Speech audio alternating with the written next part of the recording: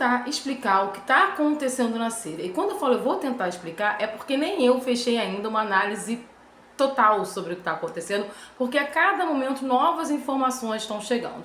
Desde as últimas 24, 48 horas, rebeldes sírios têm tomado algumas regiões da Síria, principalmente a região de Alepo. Quando eu falo rebeldes da Síria tomando regiões em Alepo, dá uma impressão de que são pessoas que estão lutando contra o Assad, buscando uma Síria justa. Não.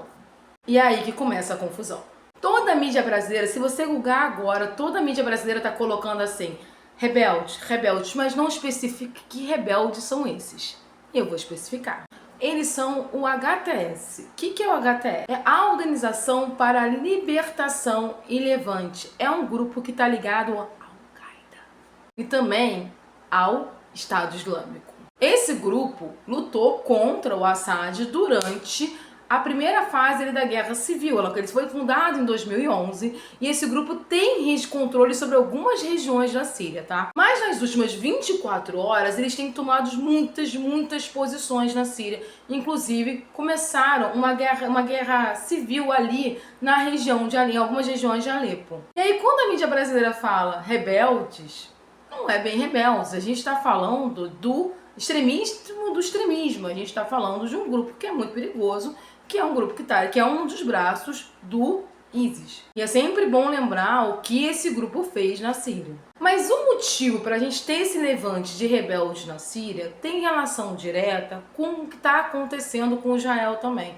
Por quê? Nas últimas semanas, na verdade, nos últimos meses, Israel tem bombardeado praticamente todos os dias a Síria. Sempre está bombardeando alguns grupos que são ligados ao Irã e está fazendo bombardeio direto. Do outro lado, você tem a Turquia atacando também milícias que têm interesses contra o Erdogan.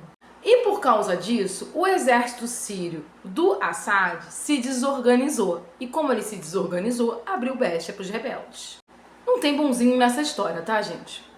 A vítima é a população civil. E aí agora chegou uma outra notícia que precisa de uma confirmação, mas é uma outra notícia que nos dá uma outra linha de interpretação do que está acontecendo lá.